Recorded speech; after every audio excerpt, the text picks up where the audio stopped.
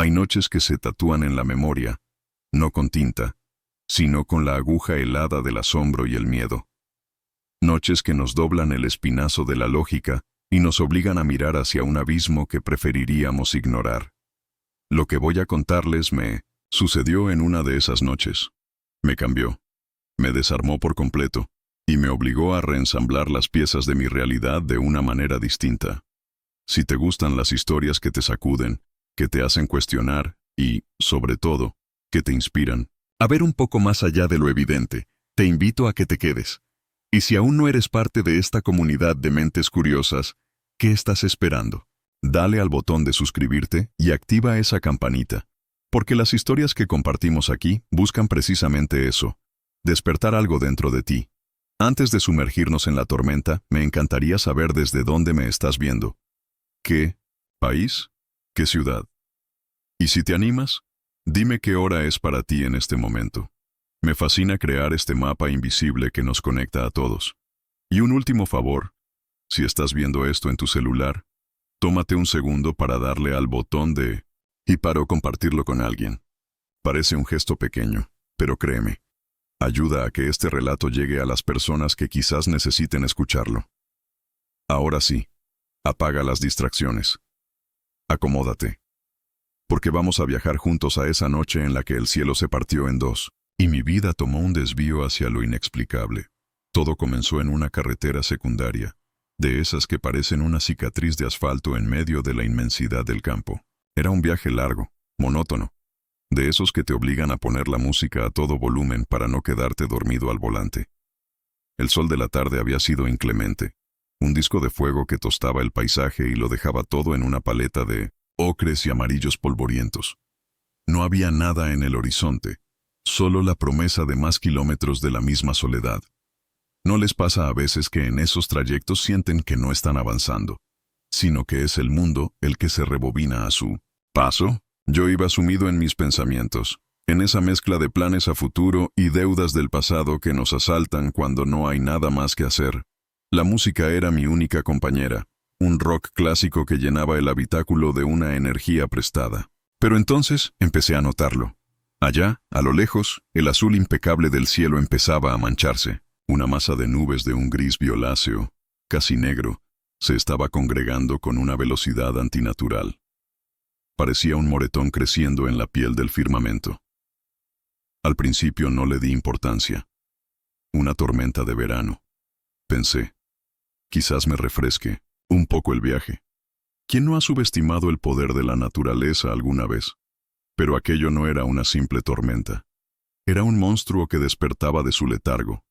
En cuestión de minutos, el sol desapareció, engullido por esa oscuridad prematura. El viento comenzó a soplar con una furia que mecía mi auto, un sedán bastante pesado, como si fuera un juguete. Ramas pequeñas y hojas empezaron a cruzar la carretera como si fueran proyectiles. Y entonces cayó la primera gota, y la segunda. Y de pronto, no eran gotas. Era un muro de agua. Un diluvio bíblico que se desplomó sobre el mundo con una violencia inaudita. El sonido era ensordecedor, como si 1000 tambores estuvieran siendo apaleados sobre el techo de mi coche. Los limpiaparabrisas, en su máxima velocidad, eran inútiles. Apenas lograban abrir una rendija de visibilidad por una fracción de segundo antes de que el torrente volviera a cegarme. Tuve que bajar la velocidad drásticamente, casi a paso de hombre, con las manos aferradas al volante y todos los músculos en tensión. ¿Alguna vez han sentido ese miedo primitivo de quedar atrapado, de que las fuerzas de la naturaleza simplemente decidan borrarte del mapa? La señal de la radio se perdió, reemplazada por el siseo de la estática, y luego un silencio que era aún más pavoroso que el ruido. Solo quedábamos el rugido de la tormenta y yo. De pronto, un relámpago. No fue un simple destello en el cielo. Fue una fractura luminosa que lo partió en dos, iluminando el paisaje por un instante con una luz blanca, casi quirúrgica. Y en ese instante la vi. Fue una imagen tan fugaz que mi cerebro tardó en procesarla. A unos 200 metros, al borde del camino, había una figura. Una silueta oscura, inmóvil, recortada contra la furia del aguacero. Mi corazón dio un vuelco. Mi primer pensamiento, lo admito, Fue el miedo más puro y egoísta. ¿Qué hacía? ¿Alguien ahí? ¿En medio de la nada? ¿Bajo la peor tormenta que había visto en mi vida? Las historias de terror, las leyendas urbanas, los noticieros, todo eso se agolpó en mi mente en un torbellino de pánico. ¿Era una trampa? ¿Un señuelo para que me detuviera? Aceleré instintivamente, mis nudillos blancos sobre el volante. Pasar de largo, no mirar, fingir que no había visto nada.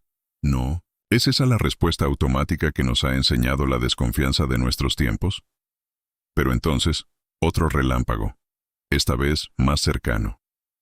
Y la imagen fue más nítida. No era solo una figura. Llevaba un hábito. Era una monja. Me quedé helado. Una monja. La palabra misma parecía fuera de lugar en ese escenario de caos y peligro. La imagen no cuadraba.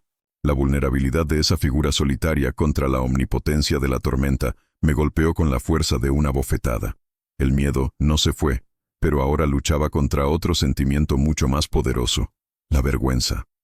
¿Qué clase de persona sería yo si dejaba a una mujer, a una sierva de Dios para los creyentes, abandonada a su suerte en esas condiciones? ¿Podría seguir mi camino y dormir tranquilo esa noche, sabiendo que mi cobardía la había condenado? La lucha interna fue feroz, un debate a gritos dentro de mi cabeza. Mi prudencia me decía, no te detengas, no sabes quién es, podría ser un disfraz. Pero mi conciencia respondía, ¿y si no lo es? ¿Y si realmente necesita ayuda? ¿Pesarías? El riesgo de ser engañado por encima de la certeza de ser un infame. Cada metro que avanzaba hacia ella, la angustia crecía.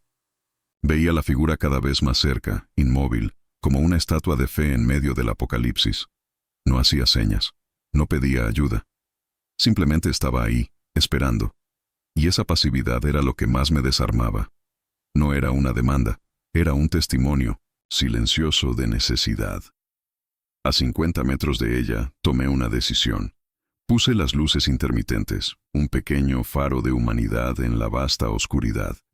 Fui reduciendo la velocidad lentamente, con el corazón martillándome en el pecho, sintiendo cada latido como un eco del trueno que retumbaba afuera.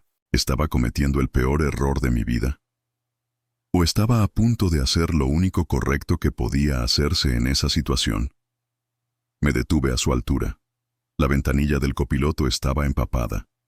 La figura se veía distorsionada a través del cristal. Respiré hondo. Reuní todo el valor que pude encontrar y presioné el botón para bajar la ventana. El viento y la lluvia irrumpieron en el auto con furia. «Hermana, ¿necesita ayuda? ¿Quiere que la lleve a algún lado?» Se inclinó, ligeramente. Su rostro estaba oculto en parte por la capucha de su hábito, empapada y pesada. Solo pude ver unos ojos que, incluso en la penumbra, parecían increíblemente claros y serenos. No había pánico en ellos, solo una profunda y agotada calma. Asintió lentamente. Su voz, cuando habló, fue apenas un susurro que luchaba por no ser arrastrado por el viento. Si no es molestia, Dios se lo ha de pagar. Desbloqueé las puertas. El sonido del clic pareció ridículamente alto en medio de la tormenta. Abrió la puerta y entró, trayendo consigo el olor a tierra mojada y a tela húmeda.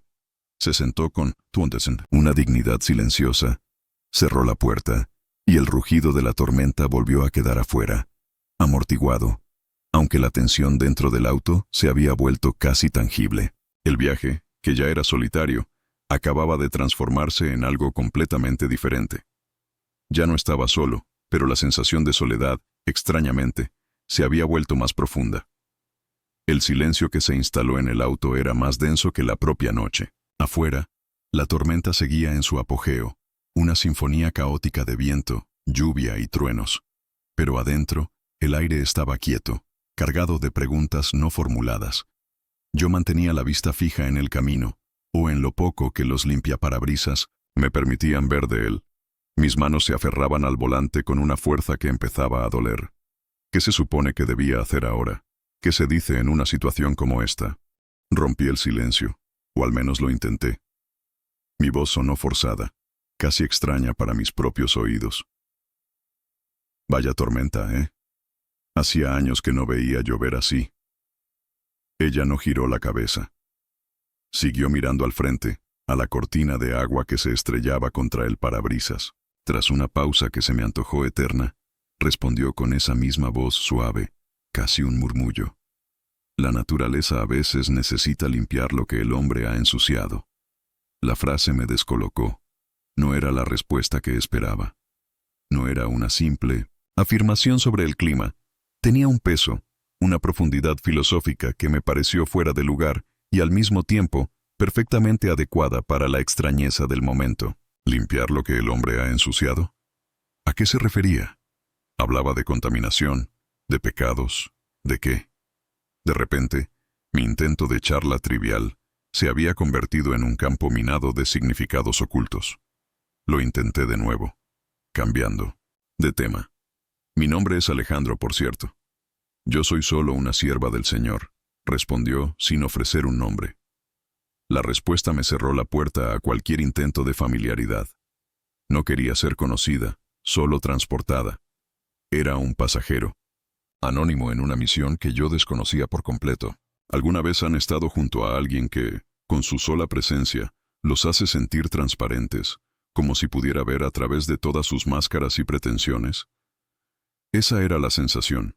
Me sentía torpe, mundano, absurdamente simple a su lado.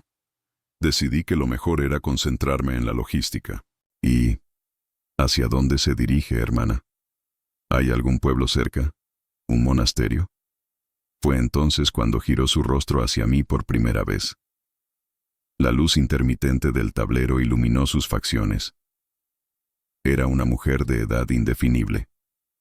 Podría haber tenido 40 o 60 años. Su piel era pálida, casi translúcida, y sus ojos eran lo más impactante. Eran de un color avellana claro, pero parecían contener una sabiduría y una tristeza tan antiguas como el mundo. No era una tristeza desesperada, sino una melancolía serena, aceptada. La mirada de alguien que ha visto demasiado y ha comprendido todo.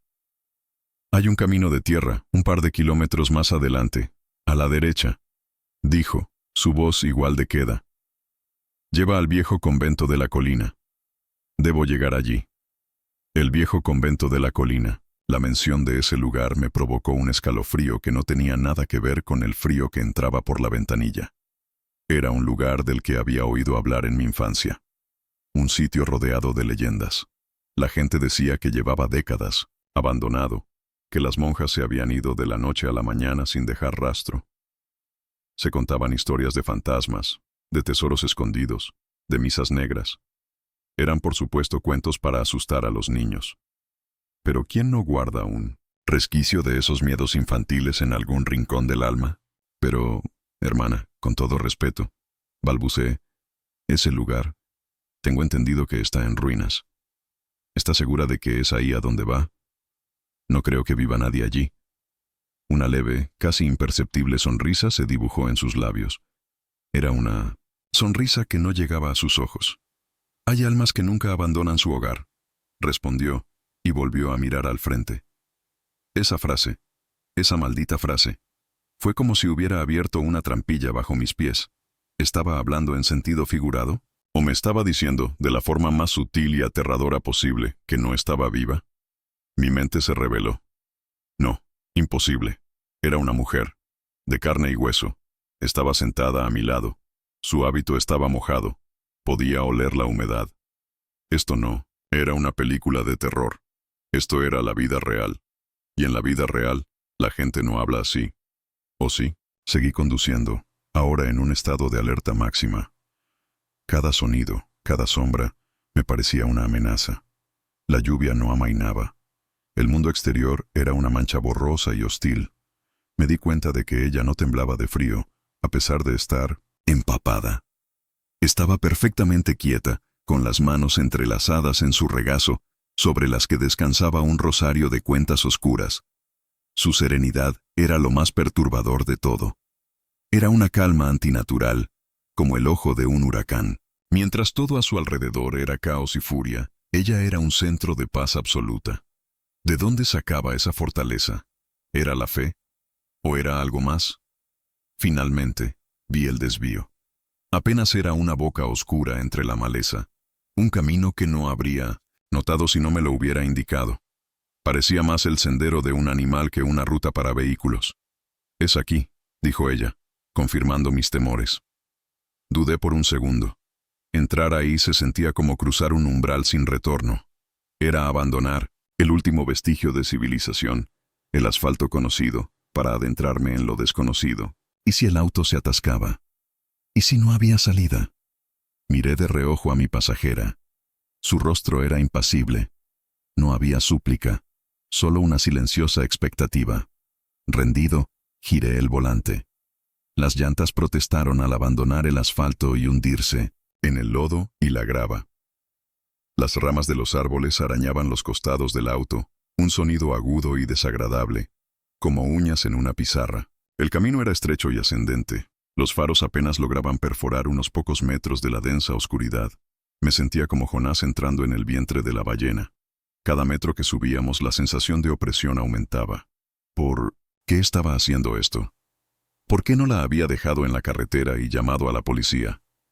¿Qué clase de locura me había poseído? Después de lo que parecieron horas, aunque seguramente fueron solo unos minutos, el camino se ensanchó y la pendiente se suavizó. Y entonces, lo vi. Recortado contra el lienzo lívido de un relámpago, se alzó el convento. Era una visión sacada de una pesadilla gótica. Un edificio enorme, de piedra oscura, con arcos rotos y ventanas que eran cuencas vacías. La hiedra lo cubría casi por completo, como si la naturaleza estuviera tratando de digerirlo lentamente. Un campanario decapitado se erguía hacia el cielo como un dedo acusador. Y alrededor de todo, un muro de piedra derruido y un imponente portón de hierro forjado, comido por el óxido, que parecía firmemente cerrado. El lugar no solo estaba abandonado, estaba muerto. Exudaba un aura de desolación y tristeza tan potente que era casi física. Detuve el coche frente al portón, con el motor aún en marcha. El ruido del motor era el único sonido que me recordaba que el siglo XXI todavía existía. «Hemos llegado», dije con la voz ahogada. Ella asintió, muy lentamente. «Le agradezco su bondad, joven. Ha hecho más por mí de lo que se imagina». Se giró hacia mí, y esta vez su mirada fue directa, penetrante. Sentí que me estaba escudriñando el alma, que estaba pesando mis intenciones, mi miedo, mi confusión. Y por un instante, vi algo en sus ojos que no había visto antes. Una chispa de gratitud tan pura, tan abrumadora, que me dejó sin aliento. Fue un destello fugaz, pero me conmovió hasta lo más profundo. «No es nada, hermana. Es lo menos que podía hacer», acerté a decir. Antes de que pudiera reaccionar, hizo un gesto rápido. Dejó su rosario de madera oscura sobre el asiento del copiloto. Las cuentas eran lisas y estaban gastadas por el uso. La cruz era simple, sin adornos. «Quédeselo, para que lo proteja en su camino», susurró. «A mí ya no me hace falta». Y con esas palabras enigmáticas, abrió la puerta y salió del auto. La lluvia había amainado un poco, convirtiéndose en una llovizna persistente. La vi erguirse, una figura solemne y oscura contra la silueta ruinosa del convento. No se protegió de la lluvia, dejó que las gotas le cayeran sobre el rostro y el hábito. Esperé que buscara una llave en algún bolsillo oculto, que golpeara el portón, que llamara a alguien. ¿Qué otra cosa podría hacer? El portón estaba claramente cerrado, sellado por el tiempo y el abandono. No había forma humana de atravesarlo, pero ella no hizo nada de eso. Se quedó quieta por un instante, mirando la enorme puerta de hierro como si estuviera saludando a un viejo amigo, y luego empezó a caminar. Caminó directamente hacia el portón. No disminuyó el paso, no se detuvo. Mi cerebro gritaba que era imposible, que iba a chocar contra las barras de hierro. Estaba a punto de gritarle, de advertirle, pero las palabras se me atascaron en la garganta, ahogadas por la incredulidad. Porque no chocó. En el momento en que su cuerpo debería haber hecho contacto con el metal, algo sucedió. O, mejor dicho, algo no sucedió. Su figura se volvió etérea, translúcida. Por una fracción de segundo pude ver las barras del portón a través de su hábito. Fue como ver una proyección mal ajustada, una imagen superpuesta sobre la realidad. No hubo sonido, no hubo un destello de luz, no hubo ningún efecto especial. Simplemente, atravesó el hierro sólido como si fuera niebla. Y una vez al otro lado, en el patio cubierto de maleza del convento abandonado, dio unos pasos más y la oscuridad se la tragó por completo. Desapareció. Me quedé paralizado.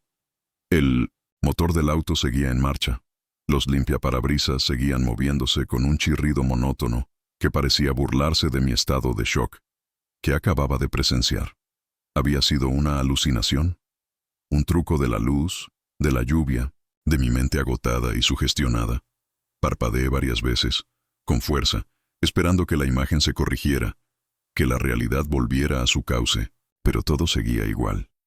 La llovizna, el convento en ruinas, el portón de hierro cerrado a cal y canto, y ella ya no estaba. El pánico me inundó como una marea helada. Apagué el motor. El silencio que siguió fue absoluto, pesado, como si el propio aire se hubiera solidificado. Mi respiración era agitada, ruidosa en la quietud del habitáculo. Abrí la puerta del auto con un movimiento brusco y salí. La llovizna fría me golpeó la cara, pero apenas la sentí. Mi cuerpo entero temblaba sin control. Corrí hacia el portón. Mis manos se aferraron a las barras de hierro. Estaban frías, duras, dolorosamente reales. El óxido se me metió bajo las uñas. Lo sacudí con todas mis fuerzas. No se movió ni un milímetro. Estaba sellado, probablemente desde hacía décadas. Miré a través de los barrotes. Solo vi maleza, piedras caídas y la fachada tenebrosa del edificio. No había ni rastro de ella. «¡Hermana!», grité con la voz rota por el pánico. «¡Hermana!». Mi grito se perdió en la noche, devorado por el silencio del lugar. No hubo respuesta. Solo el susurro de la lluvia y el goteo del agua desde las ramas de los árboles. ¿Me había vuelto loco? ¿Era posible volverse loco de repente, sin previo aviso? ¿Estaba soñando? Me pellizqué el brazo con fuerza, esperando despertar en 1900, mi cama. Pero el dolor fue agudo y real. Estaba despierto. Esto estaba pasando. Volví al auto dando tumbos, como un borracho. Mi mente era un torbellino de negación y terror. Tenía que haber una explicación lógica. Tenía que haberla. Quizás había un hueco en el muro que no vi. Quizás se escondió entre la maleza. Quizás nada de eso tenía sentido. Atravesó un portón de hierro. Lo vi. Mis ojos lo vieron. Me dejé caer en el asiento del conductor, jadeando, con la cabeza entre las manos. Necesitaba una prueba. Una prueba de que no lo había imaginado. Todo. Una prueba de que ella había estado realmente aquí. Y entonces, mi mirada cayó sobre el asiento del copiloto, y mi corazón se detuvo. Allí estaba, inmóvil, silencioso, inequívoco, el rosario. Sus cuentas de madera oscura, pulidas por incontables rezos, parecían absorber la poca luz que entraba en el coche. La simple cruz de madera descansaba sobre el tapizado, un ancla de realidad en un océano de locura. Era la prueba, irrefutable. Ella había estado aquí. Había hablado conmigo. Me había dado esto. Extendí una mano temblorosa, con miedo de que se desvaneciera al tocarlo. Mis dedos rozaron la madera. Estaba fría, sólida y pesada. Lo cogí. El contacto con el objeto, tan tangible, tan real, no me calmó. Al contrario, confirmó la aterradora verdad. Lo que había visto no fue una alucinación. Fue real. Y si fue real, entonces, ¿qué era ella? Me quedé ahí sentado, en la oscuridad, frente a un convento muerto, con un rosario de un fantasma en la mano, mientras la tormenta, como si hubiera cumplido su propósito, empezaba a retirarse, dejando tras de sí un silencio preñado de lo imposible. La noche, que ya me había roto los nervios, acababa de fracturarme el alma. Hay silencios que gritan más fuerte que cualquier tormenta, y yo, esa noche, quedé atrapado en el más ensordecedor de todos. Lo que les conté fue solo el principio, la puerta que se abrió a un pasillo que no sabía que existía en la arquitectura de mi realidad. Ahora, Los llevaré conmigo por ese pasillo. Si la primera parte de esta historia te dejó pensando, te pido que te quedes para descubrir su verdadero significado. Porque no fue una historia de fantasmas, fue una lección de humanidad. Y si te conmueven estos relatos que nos conectan con algo más grande, te invito de nuevo a que te suscribas y te unas a esta comunidad. Tu presencia aquí le da sentido a compartir estas experiencias. Como siempre, me llena de curiosidad saber desde qué rincón del mundo me acompañas. Déjame en los comentarios tu país, tu ciudad y la hora que es para ti mientras escuchas esto. Y un último gran favor, si me estás viendo desde tu celular, un simple toque en el botón de hypar o de compartir hace una diferencia enorme para que esta historia, con su mensaje, pueda encontrar a más personas. Se los agradezco de corazón. Ahora, volvamos a esa noche. Volvamos al silencio después del imposible. No sé cuánto tiempo permanecí ahí, en el auto, con el motor apagado y el rosario en la mano. ¿Fueron minutos? ¿Una hora? El tiempo había perdido su forma. Se había vuelto un charco informe de incredulidad y pánico. El frío que sentía ya no era por la lluvia. Era un frío que nacía desde la médula de mis huesos. El frío del contacto con lo incomprensible. El rosario en mi palma se sentía extrañamente pesado, como si no estuviera hecho solo de madera, sino también del peso de décadas de espera. Mi primer impulso fue arrancar el coche y huir. Huir de ese lugar, de esa noche, de ese recuerdo. Borrarlo todo. ¿No es esa nuestra reacción más primitiva ante lo que no entendemos? Negarlo, correr en dirección opuesta y reforzar los muros de nuestra pequeña y ordenada realidad. Puse la llave en el contacto. Mi mano temblaba tanto que fallé el primer intento. El motor cobró vida con un rugido que sonó a profanación en ese santuario de silencio. Puse la marcha atrás con una urgencia febril. Las ruedas patinaron en 1900 el lodo. El coche se sacudió violentamente antes de encontrar tracción. Mientras maniobraba para dar la vuelta en ese estrecho camino, no pude evitar mirar una última vez hacia el portón. Ahí seguía, impasible, una lápida de hierro para un secreto que yo ahora compartía. Y por un instante, solo un instante, juraría que vi una luz parpadeante en una de las ventanas superiores del convento, una luz débil y temblorosa, como la de una vela. ¿Fue real? ¿O fue solo el producto de mi mente aterrorizada, que ya pintaba fantasmas en cada sombra? No quise saberlo. Pisé el acelerador y descendí la colina a una velocidad imprudente, las ramas arañando la pintura de mi auto como los dedos de espectros que intentaban retenerme. Cuando finalmente volví al asfalto de la carretera principal, sentí un alivio momentáneo, como un buzo que emerge a la superficie buscando aire. Pero el alivio fue efímero, porque el fantasma ya no estaba en el convento. Ahora estaba sentado en mi auto. No en el asiento del copiloto, sino dentro de mi cabeza. Las imágenes se repetían en un bucle sin fin, su figura atravesando el hierro, su mirada triste, su voz susurrante, el peso del rosario en mi mano. Conducir era una tortura. Cada reflejo en los charcos de la carretera me hacía saltar. Cada sombra en la distancia me helaba la sangre.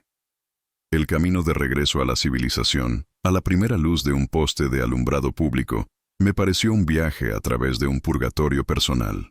Cuando finalmente llegué a un pequeño pueblo y vi las luces de un motel de carretera, no lo dudé. Necesitaba detenerme. Necesitaba intentar poner en orden el caos que era mi mente. La habitación del motel era impersonal y deprimente, como todas las habitaciones de motel.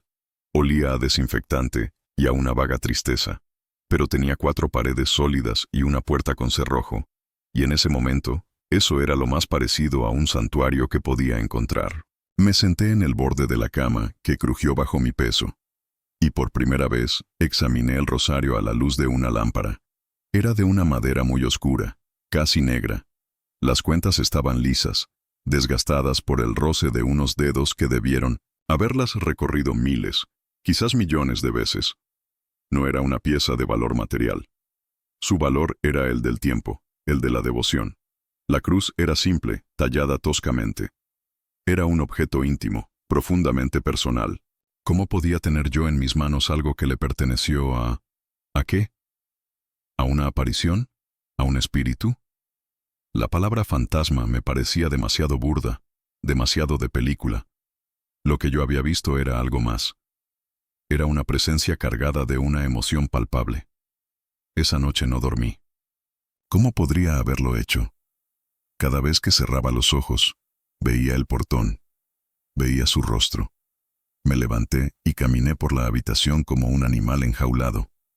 Me miré en el espejo del baño y no me reconocí. Tenía el rostro pálido, los ojos desorbitados. La expresión de alguien que ha visto algo que no debería haber visto. ¿Me estaba volviendo loco? Había sido todo un sueño febril, una alucinación provocada por el estrés del viaje y la violencia de la tormenta. Me aferré a esa idea con desesperación. Era la única explicación racional. Mi mente me había jugado una mala pasada, pero entonces mi mirada se posaba en la mesita de noche, donde había dejado el rosario, y la certeza de su realidad demolía todos mis intentos de autoengaño. El rosario era real. Por lo tanto, ella era real. El evento fue real. Y si el evento fue real, las leyes del universo, tal y como yo las conocía, estaban equivocadas. ¿Se dan cuenta de la magnitud de esa crisis? No es solo ver algo extraño, es darte cuenta de que el suelo que pisas no es tan sólido como creías. Al amanecer, la luz grisácea que se filtraba por la cortina me encontró en el mismo estado de agitación. Pero con la luz del día, una nueva idea empezó a tomar forma. En mi mente exhausta, el miedo seguía ahí, pero ahora estaba mezclado con otra cosa, una curiosidad insaciable, una necesidad imperiosa de entender. Ya no podía huir de ello. Tenía que correr hacia ello. Tenía que saber quién era ella, cuál era su historia, por qué estaba atrapada en esa carretera, en esa tormenta, en esa noche perpetua. Sabía que no podía volver al convento, no solo. ¿Y para qué? Las respuestas no estaban en esas ruinas silenciosas. Las respuestas, si existían, debían estar entre los vivos, en la memoria de la gente. El convento estaba cerca de este pequeño pueblo. Quizá alguien aquí recordaba algo. Quizá alguien más sabía de la monja solitaria. Me duché, me vestí, y salí de la habitación con el rosario guardado en el bolsillo de mi chaqueta. Su peso era un recordatorio constante de mi misión. El pueblo, a la luz de la mañana, parecía un lugar tranquilo, detenido en el tiempo. Casas bajas, una plaza central con una iglesia antigua, gente que se saludaba por la calle. Me sentía como un intruso, un portador de un secreto oscuro en un mundo de aparente normalidad. ¿A quién le preguntas sobre un fantasma sin que te tomen por loco? No podía entrar en una cafetería y decir: disculpen, anoche le di un aventón a un espectro. ¿Alguien sabe su nombre? Necesitaba un confidente, alguien cuya profesión lo obligara a escuchar lo increíble, a lidiar con las crisis de fe y de espíritu. Y solo había un lugar en un pueblo como ese donde podría encontrar a alguien así: la iglesia. Era una construcción de piedra y madera, con un aire de dignidad centenaria. Entré. El interior era fresco y silencioso. Olía a cera e incienso. Había unas pocas personas rezando en los bancos. Me senté en la última fila, sintiéndome un completo impostor. No sabía qué hacer. ¿Cómo abordaba a un sacerdote con una historia como la mía? ¿Cómo le explicas a un hombre de fe que ha sido testigo de un milagro inverso, de una ley divina rota? Pasó un tiempo hasta que vi a un hombre mayor, vestido con una sotana sencilla, saliendo de la sacristía. Era un hombre de unos 70 y tantos años, con el pelo blanco y un rostro surcado de arrugas amables, pero con unos ojos increíblemente lúcidos y penetrantes. Se movía con la lentitud de la edad, pero con un propósito. Sentí que era él. Si alguien en este pueblo tenía respuestas, tenía que ser él. Me acerqué con el corazón en la boca. Padre, disculpe, ¿podría hablar con usted un momento? Es importante.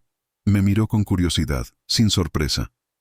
Probablemente había visto a cientos de hombres angustiados acercarse a él a lo largo de los años. ¿Qué te aflige, hijo? Ven, caminemos. Salimos al pequeño jardín del claustro, un oasis de paz con una fuente en el centro. El sonido del agua era tranquilizador. Empecé a hablar tropezando con las palabras. Le conté todo: el viaje, la tormenta, la figura en la carretera. Le describí su serenidad, su voz baja, sus frases enigmáticas. Mientras hablaba, me sentía ridículo, como un niño contando un cuento de miedo. Esperaba que me interrumpiera, que me mirara, con lástima o con incredulidad, pero no lo hizo. Me escuchó con una atención absoluta, con una gravedad que me animó a seguir. Pero cuando llegué a la parte del convento abandonado y de cómo había atravesado el portón de hierro, su rostro cambió. La amabilidad no desapareció, pero fue cubierta por un velo de profunda tristeza y reconocimiento. Se detuvo y se apoyó en el brocal de la fuente. Dejó escapar un suspiro largo y pesado, un suspiro que parecía venir de lo más hondo de su memoria. Así que ha vuelto a pasar, dijo en voz baja, más para sí mismo que para mí. Me quedé de piedra. ¿Cómo? ¿A qué se refiere? ¿Usted sabe de quién le hablo? El sacerdote levantó la vista y me miró fijamente. Hijo, creo que anoche no le diste un aventón a una simple monja. Creo que conociste a la hermana Sofía. Entonces todo el peso de la verdad que estaba a punto de escuchar se cernió sobre mí. Saqué el rosario del bolsillo con mano temblorosa y se lo mostré. Me dejó esto. El padre tomó el rosario en sus manos. Sus dedos recorrieron las cuentas gastadas con una familiaridad que me heló la sangre. Cerró los ojos por un instante, y una lágrima solitaria se deslizó por una de las arrugas de su mejilla. No hay duda, dijo con la voz quebrada. Este era su rosario, el que nunca encontramos. El sacerdote, el padre Miguel, me invitó a sentarme con él en una banca de 1900 en piedra a la sombra de un viejo árbol. El aire olía a tierra húmeda y a flores. Parecía increíble que en un lugar tan pacífico estuviera a punto de desenterrar una tragedia tan profunda. El padre Miguel sostuvo el rosario en su regazo, como si el contacto con él le diera la fuerza para contar la historia. Yo era un seminarista joven cuando la conocí, comenzó, con la mirada perdida en el pasado. Acababa de llegar a este pueblo, y Sofía, ella era luz. No es una forma de hablar. Era una de esas personas que irradian una bondad tan genuina, que te hace sentir mejor con solo estar cerca. Era joven. Quizás no tendría más de 25 años, pero poseía una madurez y una compasión que avergonzaban a gente que le doblaba la edad. Hizo una pausa, como si estuviera saboreando el recuerdo. ¿Sabes? La gente a menudo piensa en las monjas como mujeres severas y distantes. Sofía era todo lo contrario. Tenía una risa cristalina que se escuchaba por todo el convento.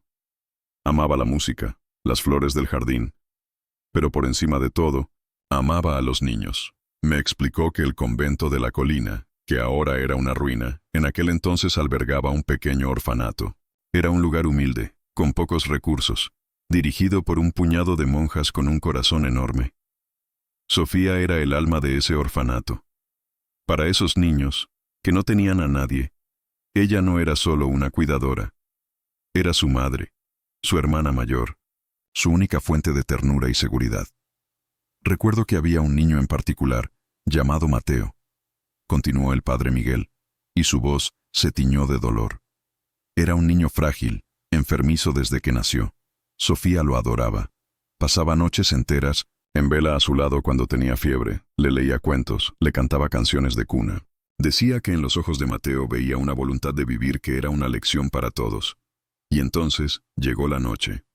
Una noche de hace más de 40 años. Una noche, según me describió el padre, idéntica a la que yo había vivido. Una tormenta brutal, eléctrica, que aisló al pueblo entero. Esa noche, el pequeño Mateo empeoró drásticamente. Tenía una fiebre altísima, convulsiones. La madre superiora y las otras monjas sabían que si no conseguían un médico, el niño no sobreviviría hasta el amanecer.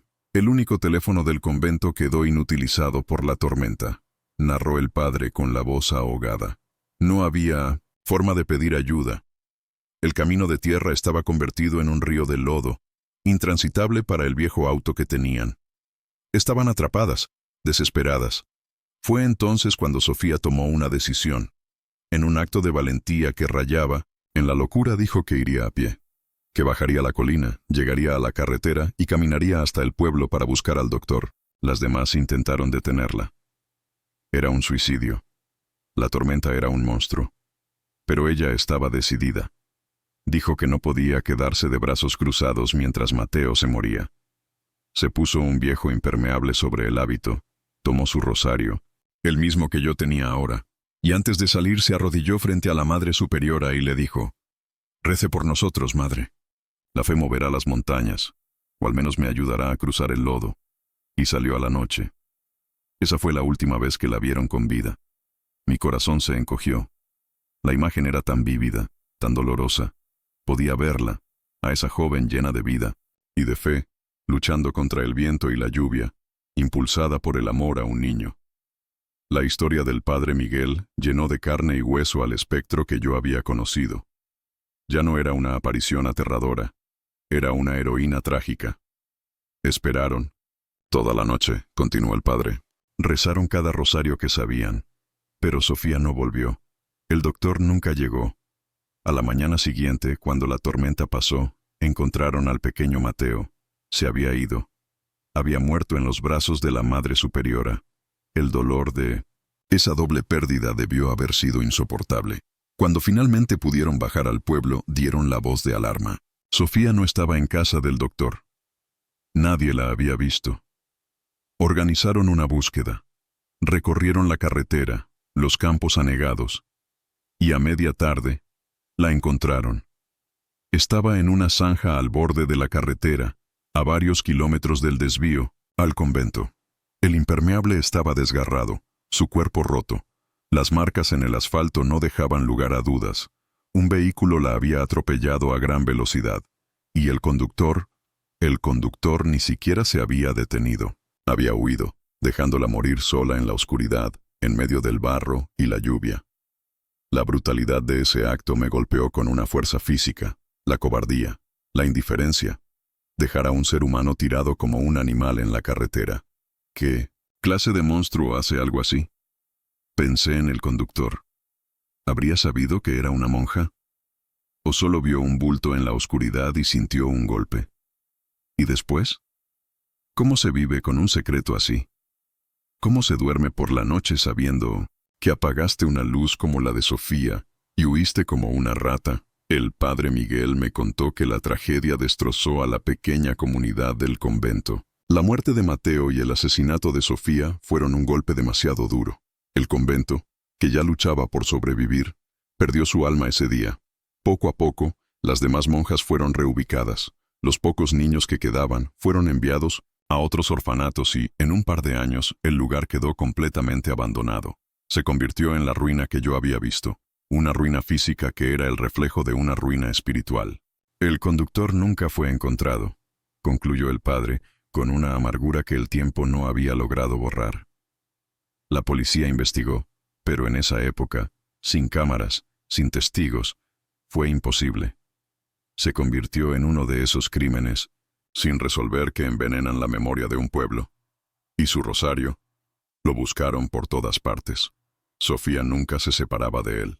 Pensamos que quizás se había perdido en el impacto, o se lo había llevado la corriente de agua. Nunca imaginamos que se había quedado esperando, durante 40 años, en el limbo de esa carretera. Nos quedamos en silencio. El peso de la historia era abrumador. Todo encajaba. La aparición en la tormenta. Su urgencia por llegar a un destino. Su viaje perpetuo y nunca completado. No era un fantasma vengativo. Era un alma atrapada en su último acto de amor y desesperación. Un eco de una tragedia, repitiéndose una y otra vez. Esperando. ¿Esperando qué? Esperando quizás que alguien finalmente se detuviera, que alguien le ofreciera la ayuda que aquel conductor cobarde le negó, que alguien completara simbólicamente su viaje. Y esa persona, por un azar del destino, había sido yo. Sentí una oleada de emociones tan contradictorias que me marearon. Sentí un profundo honor por haber sido elegido para esa tarea.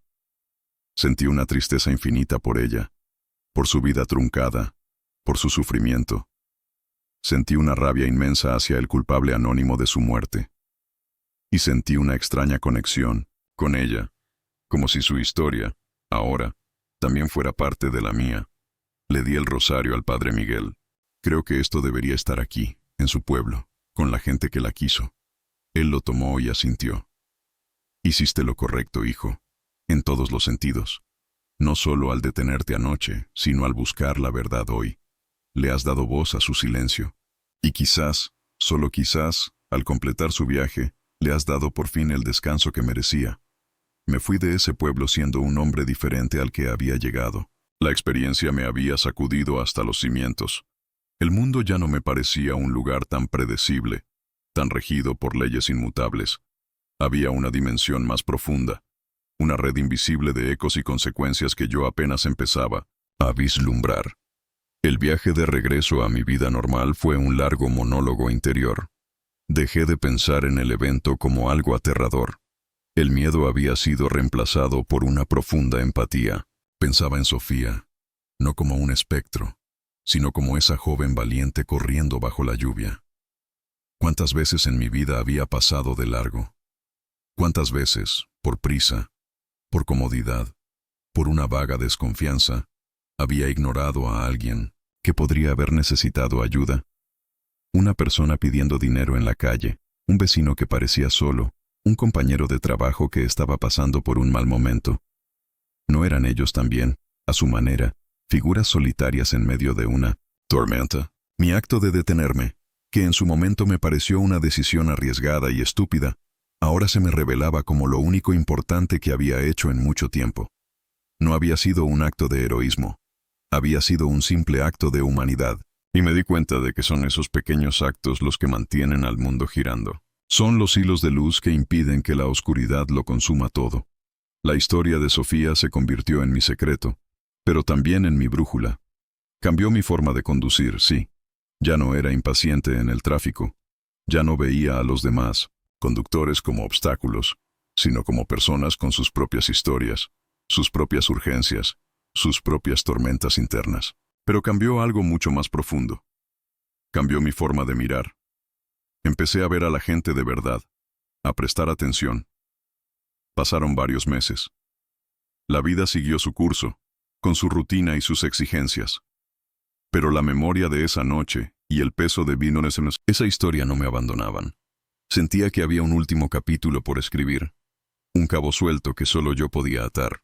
El padre Miguel se había quedado con el rosario, pero yo sentía que su verdadero lugar de descanso no era en una iglesia, sino con ella. Un fin de semana, sin decirle a nadie a dónde iba, volví a conducir por aquella carretera secundaria. Esta vez, el sol brillaba en un cielo despejado. El paisaje que había sido terrorífico y amenazante bajo la tormenta, ahora era hermoso y apacible. Cuando llegué al desvío hacia el convento, mi corazón no se aceleró por el miedo, sino por una sensación de propósito solemne. Subí la colina lentamente. A la luz del día, el convento seguía siendo una ruina imponente, pero ya no me parecía amenazante. Ahora lo veía como un monumento al amor y al sacrificio. Detrás del edificio principal, tal como me había indicado el padre Miguel en nuestra conversación, encontré el pequeño cementerio olvidado. La mayoría de las lápidas eran ilegibles, borradas por el tiempo y la intemperie, pero después de buscar un rato, la encontré. Era una cruz de piedra simple, medio cubierta de musgo. El nombre apenas se podía leer, pero ahí estaba: Hermana Sofía. Y debajo, una inscripción casi desaparecida: La luz que das es la luz que recibes. Me arrodillé frente a su tumba y le hablé, no en voz alta, sino en mi mente. Le conté que su historia no había sido olvidada. Le conté que el padre Miguel la recordaba con un cariño inmenso. Le dije que su sacrificio no había sido en vano. Y le pedí perdón. Perdón en nombre de aquel conductor que nunca se lo pidió. Perdón en nombre de un mundo que a menudo pasa de largo, demasiado ocupado para detenerse. Había vuelto a pasar por el pueblo para recoger el rosario. El padre Miguel entendió mi necesidad sin que tuviera que explicarla. Lo saqué del bolsillo. El contacto con la madera gastada era como tomarle la mano. Y con todo el respeto y el cuidado del mundo, lo colgué en la tosca cruz de piedra. Ahí estaba. Su rosario finalmente había vuelto a casa. El círculo, después de más de 40 años, se había cerrado. En ese momento, una brisa suave recorrió el cementerio, haciendo susurrar las hojas de los árboles. El sol, que había estado oculto tras una nube, salió con fuerza, bañando la tumba y el rosario con una luz dorada y cálida. Y sentí una paz tan profunda y abrumadora que supe, con una certeza que trascendía toda lógica, que ella ya no estaba atrapada en esa carretera. Supe que era libre. No hubo apariciones, no hubo voces del más allá, solo esa sensación de paz, de trabajo cumplido, y la comprensión final de que mi encuentro con ella no fue una maldición, sino el regalo más grande que he recibido nunca. Me fui de allí sintiéndome más ligero. La historia ya no era solo mi secreto, era un legado, un recordatorio perpetuo del poder de un simple acto de bondad. A veces, la vida nos pone en medio de una tormenta, nos enfrenta a figuras solitarias en caminos oscuros, y nos da una elección: acelerar y huir, o detenernos y preguntar, ¿necesitas ayuda? La historia de la hermana Sofía me enseñó cuál es la respuesta correcta. Me enseñó que cada vez que nos detenemos, no solo estamos ofreciendo un aventón, estamos ofreciendo esperanza. Estamos reconociendo una humanidad compartida. Y, a veces, sin siquiera saberlo, estamos ayudando a un alma a encontrar su camino a casa. El fantasma de la hermana Sofía no me rompió. Me reconstruyó, me enseñó a ver la luz, incluso en la tormenta más oscura. Y esa es una lección que llevaré conmigo por el resto de mis días. Así que la próxima vez que veas a alguien varado al borde de tu camino, no pienses en los riesgos. Piensa en Sofía. Y detente. Nunca sabes si ese simple gesto es lo único que el universo estaba esperando para cerrar un círculo.